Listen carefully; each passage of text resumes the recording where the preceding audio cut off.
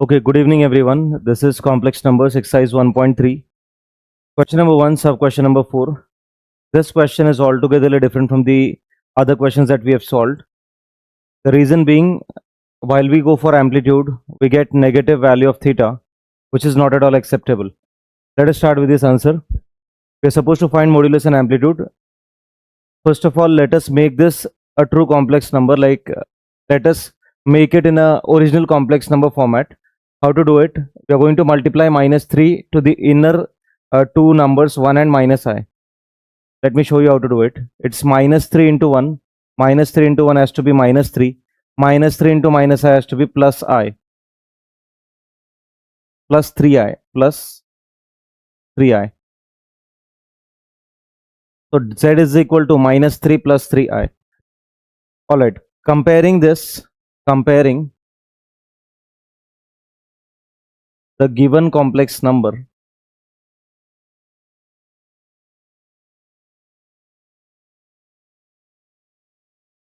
with z is equal to a plus ib.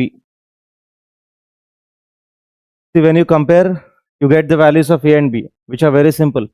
In place of a, we find -3 written in place of a. So the value of a is -3. What can be the value of b? It is +3. Value of b is +3. You are not supposed to compare I. Value of b is +3. So b is 3. This is the common procedure followed in every different sum while we are going to solve for modulus and amplitude. Now the very next step is to find the modulus operation. How to find modulus? It's very simple again. Mod z is nothing but root of a square plus b square. I hope you remember this formula and recall it. Mod z is equal to root of a square is nothing but -3 square. B square is again 3 square. So finally what we get is mod z is equal to -3 square is 9 and plus 3 square is again 9. So mod z is equal to root of 18. Mod z is equal to root of 18. We can simplify this. How can we simplify this? 18 can be written as 9 into 2. 18 can be splitted as 9 into 2. We all know the square root of 9. What is the square root of 9? 3. But do we know the square root of 2? 2 is an irrational number, so we do not know the square root of 2. You will have to write 2 as such. So the answer is 3 root 2 units. Well, here it is not a compulsion to simplify, but I would always advise you to simplify.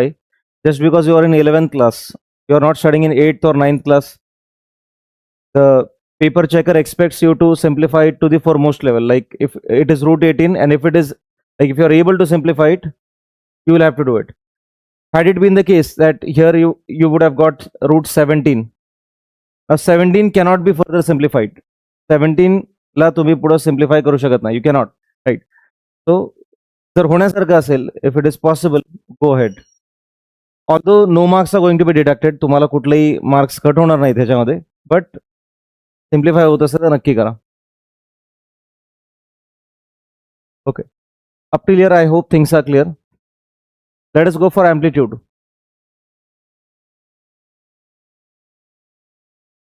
Amplitude theta is equal to tan inverse b upon a. Do you remember this formula? Theta is equal to tan inverse b upon a. Now let me put up the values for b and a. So what we get is theta is equal to tan inverse. What is the value of b? It is 3 and a is -3. 3 upon -3. So theta will be tan inverse. 3 and 3 are going to get cut off. What we get is -1. For tan inverse, we have a property which says minus sign can be taken out and placed behind the tan inverse. तुम्ही हे चिन्ह मागे टाकू शकता, हे तुम्हाला मी already सांगितलंय, यापूर्वी आपण केलंय. theta has to be minus of tan inverse 1.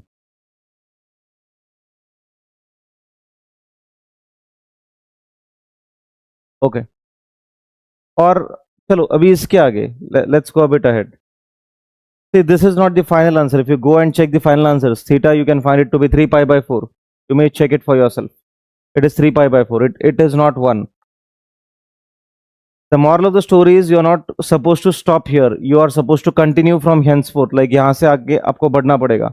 But how do you identify? How do you come to know whether you are supposed to stop or continue? म्हणजे मागच्या प्रत्येक गणितामध्ये आपण इकडे थांबलो होतो. याच्या पुढे गणित संपलं होतं.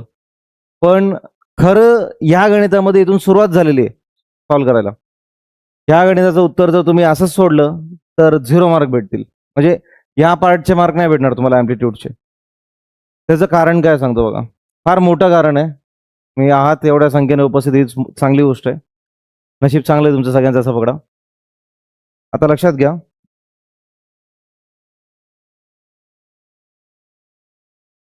हा जो आकडा आहे ना 1 हा खूप स्पेशल आकडा आहे. हा स्पेशल आकडा का आहे आणि याच्या मागचे आकडे तुम्ही मला सांगा चला पटापट. अरे याच्या मागची गणित झालीत ना आपली. किती झाली? 3 झाली ना. तिन्ही याच्यातले मला टॅन इनवर्सच्या पुढच्या ब्रॅकेटचे आकडे सांगायचे तुम्ही पटापट. काय आकडे होते? नोटबुक मध्ये लिहिलेत बघा तुम्ही. काय आलंय? चला तुम्ही सांगितलेले आकडे मी लिहिणार आहे पटापट. काय काय आकडे आहेत? एकाने कोणीतरी सांग. नरेंद्र सांग रे. हे बघा 1 मिनिट.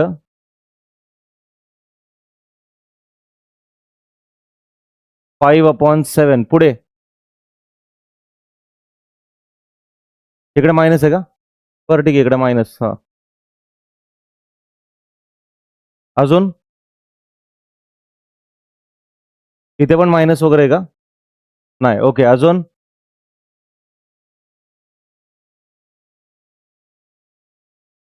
15/8. आत्ता काय भेटले?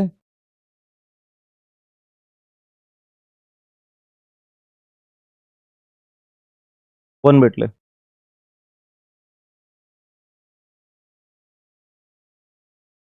हे अतिशय महत्वाचं आहे. इथनं आता हा चॅप्टर घुसणार डायरेक्ट ट्रिग्नोमेट्री मध्ये. इथून पुढं सांगतो बघा कसं करायचं. हे गणित स्पेशल का आहे तर लक्षात घ्या.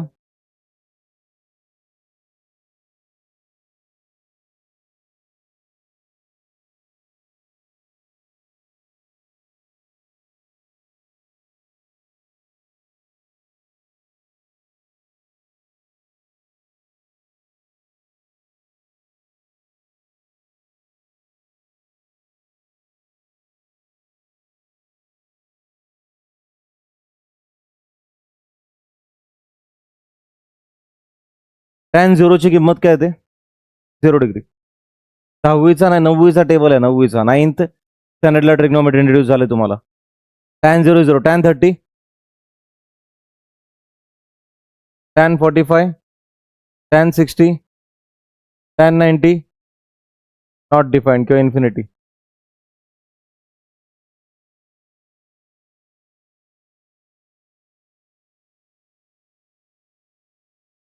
हे आकडे नीट बघून घ्या. 5/7, √2/√3, 15/8. हे वरचे तिन्ही आकडे तुम्हाला इथे कुठे सापडतात का? हा सापडतो. सापडतो ना. म्हणून हा स्पेशल आहे.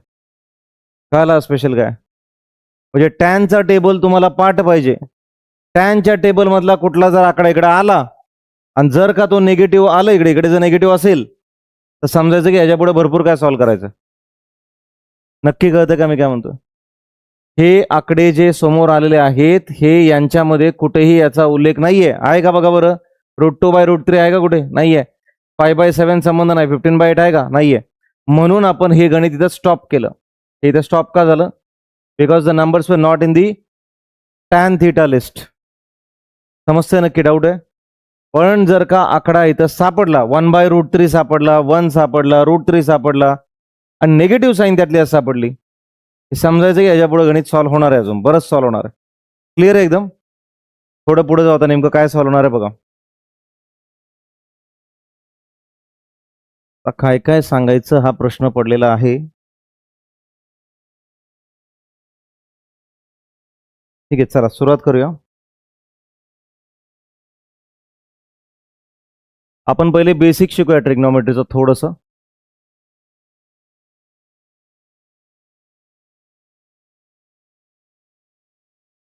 नीट लक्ष द्यायचं. हे आतापर्यंत तुम्ही शिकलेले नाही आहात कधी.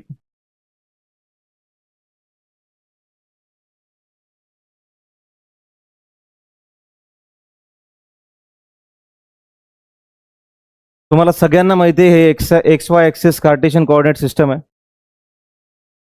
हे पहिलं क्वाड्रंट आहे, first quadrant.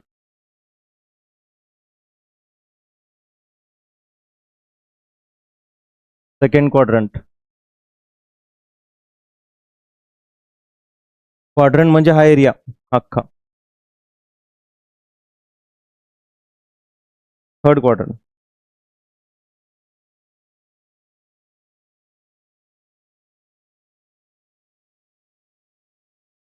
And this is the fourth quadrant.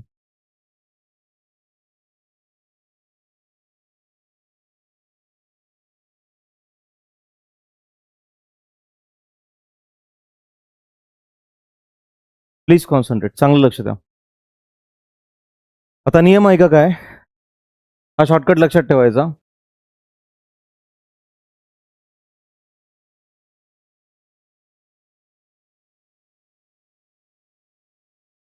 ASTC याच्यामध्ये कुठेच बदल घडणार नाही. तुम्हाला वाटलं बाबा एस इकडे टाकावं आणि टी इकडे टाकावा, असं काय करायचं असेल तर काही करूच नका, सोडूच नका. तुम्ही काहीही बदल यात घडवू शकत नाही. जसा दिलाय तसंच लिहायचंय तुम्हाला. ए म्हणजे काय, ए म्हणजे ऑल, एस म्हणजे सिल्वर,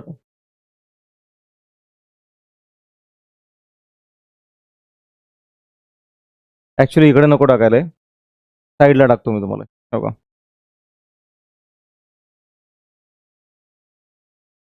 ऑल,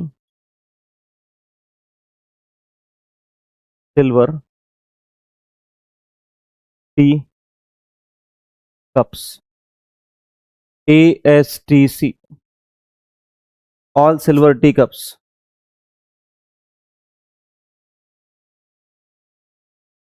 तुम्ही कुठलंही त्याला नेमोनिक द्या, तो प्रॉब्लेम नाही मला. मला फक्त हे गरजेचं आहे की तुम्हाला ASTC माहित पाहिजे. मी हे वाक्य दिलंय, हे वाक्य जग जाहीर आहे, सगळ्यांना माहिती आहे. मी पण ऐकलंय कुठेतरी आणि मी तुम्हाला सांगतोय. ठीक आहे, मी बनवलेलं नाहीये. तसं मी ट्रिग्नोमेट्रीचा 10वीचा एक टेबल बनवलेला होता, तसं ह्यात माझं काही क्रेडिट नाहीये. All silver tea cups. आता ऍक्च्युअल ऑल म्हणजे काय, ऑल म्हणजे all trigonometric ratios, all trigonometric function, sorry, all trigonometric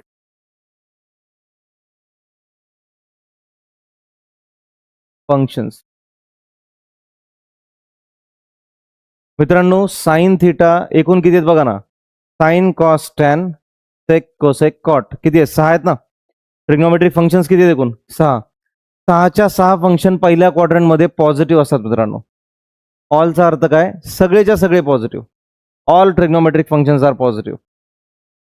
yes for sine theta, S for sine theta. Sine थीटाच्या उलट कोण असतं, कोसेक थीटा.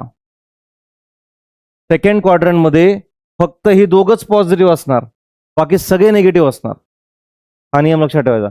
सेकंड क्वाड्रंट मध्ये जर तुम्हाला कोणी विचारलं की सेकंड क्वाड्रंट मध्ये टॅन थीटा कसा आहे, तुम्ही म्हणायचं निगेटिव्ह आहे. राहील लक्षात.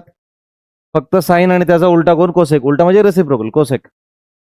टी फॉर काय असलं पाहिजे सांगा बरं, साहजिक आहे टॅन थीटा. टॅन थीटा आणि टॅन थीटाच्या उलट कोण, कॉट थीटा. टॅन थीटा आणि कॉट थीटाच पॉझिटिव्ह असतं थर्ड क्वाड्रंटला, बाकी सगळे निगेटिव्ह. जर तिसऱ्या क्वाड्रंटला तुम्हाला कोणी विचारलं की साइन थीटा कसा असेल, निगेटिव्ह. नक्की कळतंय ना. प्रत्येकाचं आपापलं क्षेत्र आहे, तो तिकडे पॉझिटिव्ह आहे. T for cos theta, cos थीटाच्या ऑपोजिट सेक थीटा. चौथ्या क्वाड्रंट मध्ये फक्त कॉस थीटा आणि सेक थीटाच पॉझिटिव्ह आहे, बाकी सगळे निगेटिव्ह. आता हा झाला पहिला नियम. दुसरा नियम, कुठलाही अँगल जो चला जाऊ दे, मी आधी अँगल लिहितो. हे 0 डिग्री आहे मित्रांनो. 0 पासून इथपर्यंत आलात, हा झाला 90 डिग्री, बरोबर की नाही. इकडून इकडे आलात किती झाला 180 डिग्री, खाली 270 डिग्री, आणि हिथंच परत काय आला 360 डिग्री. ठीक आहे, पुढे आहे का आता, नीट आहे का मित्रांनो. 360 डिग्रीलाच 2 पाय रेडियन्स सुद्धा म्हणतात. 2 पाय रेडियन्स सध्या असंच लक्षात ठेवा. 2 पाय, पाय म्हणजे 180 असतं. 2 इंटू पाय म्हणजे 2 इंटू 180, किती झालं 360. 2 पाय 360 म्हणजे किती 2 पाय, पाठच करायचं ना पुढे. हे actually angles and it's measurements मध्ये आपण रेडियन्स आणि डिग्रीज शिकलो होतो बघा, आठवतंय का. रेडियन्स आणि डिग्रीज काही लोकांना नाही माहिती आहे तर इट्स ओके, नो प्रॉब्लेम. तुम्ही सध्या लक्षात ठेवा की 360 म्हणजे 2 पाय. ओके, 90 म्हणजे पाय बाय 2. हे काय लक्षात ठेवायची गरज नाही, अगदीच नंतर कळेल तुम्हाला. 180 म्हणजे पाय, 180 म्हणजेच काय पाय, आणि 270 म्हणजे 3 पाय बाय 2. 3 पाय बाय 2 मित्रांनो. इथे पायची व्हॅल्यू 3.14 नसते, पायची व्हॅल्यू असते 180 डिग्री, 180 डिग्री. 2 इंटू 180 केले की 360 येतं. 180 डिवाइड बाय 2 केले की 90 येतं. पाय म्हणजे 180, बघा इथं पायच्या जागी 180. 180 जर इथं टाकलं तुम्ही 3 इंटू 180 अपॉन 2, तर आन्सर भेटेल 270. ओके, थोडंसं पुढं. आता शेवटचा नियम आहे का, कुठलाही अँगल जो या सेकंड क्वाड्रंटमध्ये येतोय, कुठलाही अँगल जो सेकंड क्वाड्रंटमध्ये येतोय, त्याला तुम्ही कसं लिहायचं, त्याला तुम्ही लिहायचं पाय मायनस थिटा. रिमेंबर दिस. कुठलाही अँगल जो सेकंड क्वाड्रंटमध्ये येतोय, कारण इथं पाय आहे, पाय म्हणजे 180, 0 डिग्री, 90 डिग्री, 180 डिग्री, बरोबर ना. इथे 0 डिग्री, सरळ लाईन कशी आहे 0 डिग्री. हळूहळू अँगल वाढतात, 10 20 30 40 50 60 70 80 90, 110 120 130 180. हा 180 म्हणजे पाय. त्याच्या अलीकडे जर कोणी आला, 180 पेक्षा कमी होणार की जास्त होणार सांगा. कमी होणार ना. अरे इथपर्यंत असं वाढून इथपर्यंत 180 झालंय, ह्याच्या मागे आला म्हणजे कमीच होणार ना. म्हणून पाय मायनस थिटा, 180 मायनस थिटा. आता हा जर पुढे गेला तर 180च्या पुढे गेला का नाही. इथून जर मी पुढे गेलो तर 180च्या पुढे चाललोय का मागे चाललोय. हा, मग इथे राहायचं पाय प्लस थिटा. थर्ड क्वाड्रंट मध्ये कुठलाही अँगल असेल तर काय लिहायचं पाय प्लस थिटा.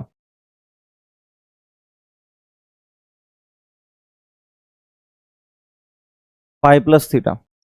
तसंच हा 360 डिग्री आहे, ही लाईन 0 डिग्रीची पण आहे आणि 360 डिग्रीची पण आहे. मला सांगा, इथून स्टार्ट झाला 0 डिग्री, 0 90 180 270, इथून असं करत करत करत इथं 360. पण जर ह्याच्या अलीकडेच थांबलो तर 360च्या अलीकडे थांबलोय की नाही मी, गोल फिरल्यानंतर 360 होते ना, त्याच्या अलीकडे थांबलो म्हणल्यावर काय इथे लिहायचं 2 पाय मायनस थिटा. 360 कंप्लीट आहे ना, 360च्या अलीकडे आहात तुम्ही, 360च्या अलीकडे आहात, म्हणून इथं काय लिहायचं 2 पाय मायनस थिटा. आणि 360 पेक्षा वर गेल्यावर काय लिहायचं 2 पाय प्लस थिटा. हे पाठच करायला पाहिजे तुम्हाला, लक्षात समजून घेऊन पाठ केलं तर इझी आहे. परत सांगतोय का, हे 0 डिग्रीची लाईन आहे, 90 180, 180 पेक्षा कमी म्हणल्यावर पाय मायनस थिटा, 180 पेक्षा जास्त म्हणल्यावर पाय प्लस थिटा, 360 पेक्षा कमी म्हणल्यावर 2 पाय मायनस थिटा, आणि 360च्या पुढे म्हणल्यावर 2 पाय प्लस थिटा. सिंपल. नक्की कळतंय आता तरी, थोडं अजून पुढे जाऊ. काल ना काय इम्पॉर्टंट होतंय, आणि काल हे शिकवता आलं असतं का नसतं आलं शेवटच्या 10 मिनिटात. लक्षात घ्या. आता ह्याच्या साईन आपल्याला सगळ्यांना माहितीच आहेत, आपण त्याच लिहिणार आहोत इथे.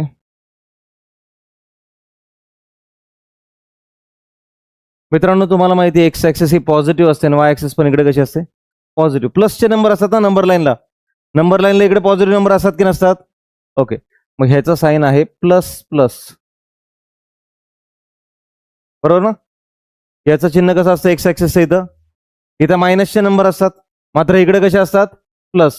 मग हे कसं असणार आहे मायनस प्लस मायनस प्लस.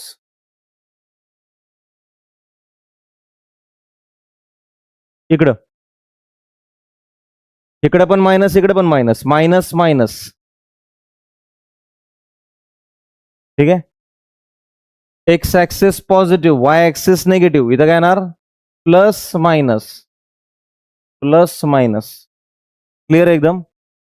बघा आधी मोकळं होतं, सगळं भरून टाकलंय आपण आता मस्तपैकी. कुठं काय लिहायचंय तुम्हाला समजलं पाहिजे मात्र. ठीक आहे.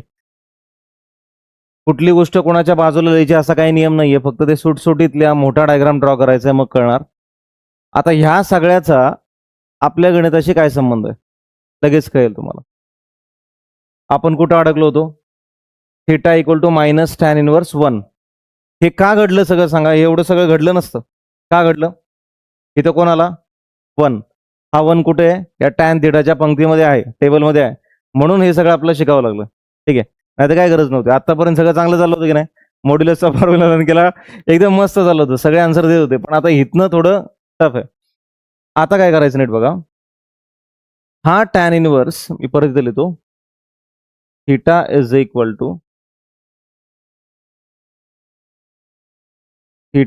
Equal to minus tan inverse 1.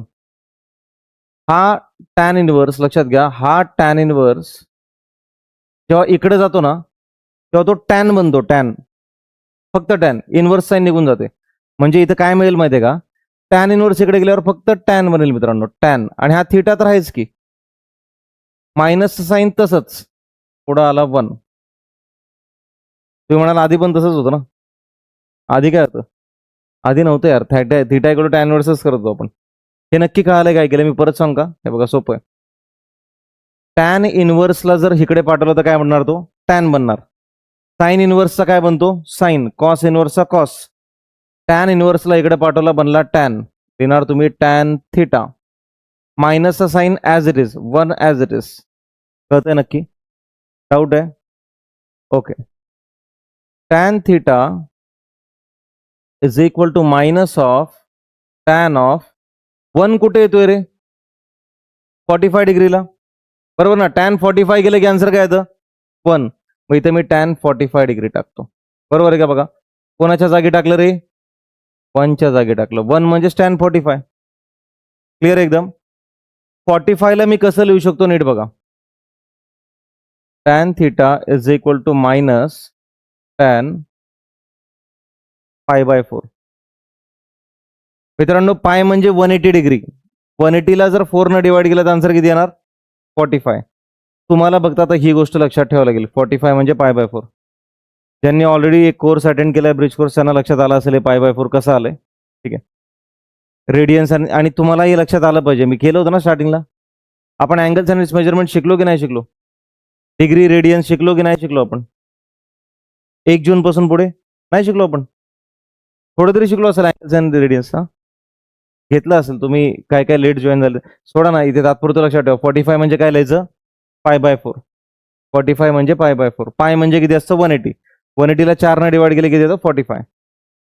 आता नीट लक्षात घ्या, टॅन थिटा निगेटिव्ह आलाय आपल्याला. टॅन थिटा निगेटिव्ह आलाय आपल्याला. या चौघांपैकी टॅन थिटा निगेटिव्ह कुठे आहे मला सांगा? इथे असतो का निगेटिव्ह? इथे सगळेच पॉझिटिव्ह आहेत. इथे असतो का निगेटिव्ह? नाही. म्हणजे एक तर इथं, एक तर इथं, बरोबर की नाही? दोन पैकी एकाच ठिकाणी असणार तो. इथं कोण पॉझिटिव्ह आहे सांगा? साइन आणि कोसेक. कोसेक, कॉस नाही, कोसेक. इकडे कोण पॉझिटिव्ह आहे? कॉस आणि सेक. म्हणजे ह्याच दोन ठिकाणी टॅन थिटा कसा असणार आहे? निगेटिव्ह. आता नीट आहे का? ठीक आहे, टॅन थिटा निगेटिव्ह आलाय, तो 2 क्वाड्रंटमध्ये सापडतोय, दुसऱ्या आणि चौथ्या क्वाड्रंटमध्ये निगेटिव्ह आहे. पण मग प्रश्न हा पडतो की इकडे पकडायचा का इकडे पकडायचा? हे कशावरून कळतं माहितीये का? सिंपल आयडिया सांगतो बघा. तुमचा दिलेला प्रश्न बघा काय. प्रश्न म्हणजे हा नाही अगदीच, त्याला मॉडिफाय केला ना आपण. ह्या प्रश्नामध्ये ए ची किंमत कशी आहे? निगेटिव्ह. आणि बी ची किंमत कशी आहे? पॉझिटिव्ह. निगेटिव्ह आणि पॉझिटिव्ह कोणत्या क्वाड्रंटचे चिन्ह आहेत बघा? निगेटिव्ह आणि पॉझिटिव्ह इथंच आहे ना. सेकंडचे चिन्ह आहेत. सेकंडला फॉर्म्युला काय? पाय मायनस थिटा. आता मी इथं काय करतोय बघा,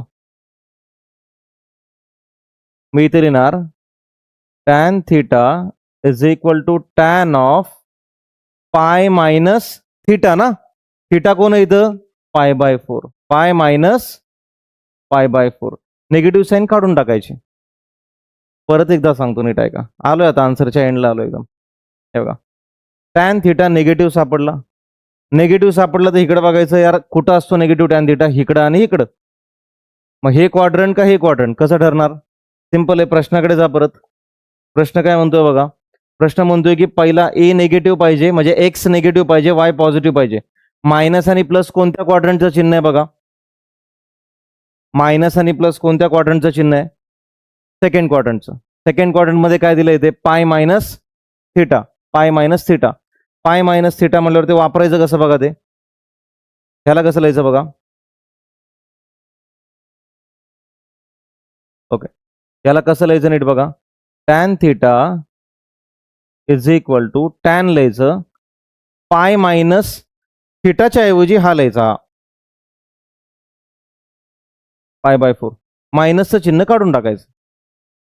नक्की कळतंय? मायनसचं चिन्ह काढून टाकायचं. पाय मायनस थिटा. हा पाय मायनस कुठून आला? कुठून आला? इथून आला. इथून पाय मायनस थिटा. कळतंय का? थिटा काय पकडला तुम्ही? Pi by 4. आता ह्याला सॉल्व करा जरा. Tan theta is equal to tan of, हा 4 इकडे मल्टिप्लाय करणार. 4 इंटू पाय 4 पाय. 4 pi minus pi upon 4. 4 into pi 4 पाय. 4 pi minus pi upon 4. Tan theta is equal to tan of 4 pi minus 5 किती येणार? 3 पाय अपॉन 4. दोन्हीकडचे टॅन गेले. थिटाची किंमत किती मिळाली? 3 पाय अपॉन, कळालं कसं आलं आन्सर? किती फिरावं लागलं? बरंच फिरावं लागतं ना. ट्रिग्नोमेट्री अक्का शिकून मग आपण इकडे आलो. पण आता ट्रिग्नोमेट्रीमध्ये फायदा होईल तुम्हाला, म्हणजे हे तिकडे पण हे शिकावं लागणार आहे. प्रश्न हा आहे की उत्तर कसं लिहायचं? उत्तरामध्ये अख्खा टेबल काढायचं का? तसं काय नाही. उत्तरामध्ये डिरेक्ट करावं लागतं. नंतर नंतर हा टेबल पाठ होतो तुम्हाला. हा टेबल पाठ होऊन जातो तुम्हाला. तुम्ही एक काम करा, सध्या उत्तर कसं लिहा सांगतो बघा. आहे असं इथपर्यंत या. ह्याच्यानंतर डायरेक्ट हा टेबल ड्रॉ करायचा. हे सगळं जसं मी एक्सप्लेनेशन दिलं तसं. आणि मग परत रिटर्न येऊन, सॉरी, हा टेबल ड्रॉ करायचा. हा टेबल परत सांगतोय का? हे बघा, कन्फ्युजन होते का? इथपर्यंत आलो आपण. याच्यानंतर काय आपल्याला पाहायला मिळालं की यार 1 भेटलाय. 1 म्हणजे आपल्या टॅन थिटाच्या पंक्तीतला टेबल मधला. ह्याच्यानंतर सरळ हे लिहा, हे इकडचं इकडचं. फक्त एवढाच पार्ट लिहा. हे असंच एक्सप्लेनेशन आहे, ह्याचा काय उपयोग नाही. हे बघा, इथून हे लिहा, हे मार्किंग करा. मग तुम्हाला कळेल की यार हे टेबल मधलं काहीतरी दिसतंय. ठीक आहे. ह्याच्यानंतर काय करायचं बघा. याच्यानंतर हे नका लिहू, डोंट राईट इट. याच्यानंतर डायरेक्ट तो मागचा टेबल लिहून टाका. कुठला? हा सगळा. वापिस घूम के आके मग इथनं चालू करा लिहायला. तुम्हाला कळते ना मला काय म्हणायचंय? सिंपल आहे. Last time I tell you. इथपर्यंत आलो, हे म्हणजेच ही स्टेप आहे, बरोबर ना. इथून हा टेबल. टेबल का? कारण तुम्हाला रिमाइंड होईल की यार हे 45 डिग्री 1 आहे. त्याच्यानंतर डायरेक्ट इकडं, परत रिटर्न इकडं. डन. ऑलराईट. आय होप जो व्हिडिओ बघतोय त्याला समजलं असेल. पॉज करा, बऱ्याचदा बघा मल्टिपल टाइम्स. पुढचा सम पण सेम असाच आहे. Copy it fast.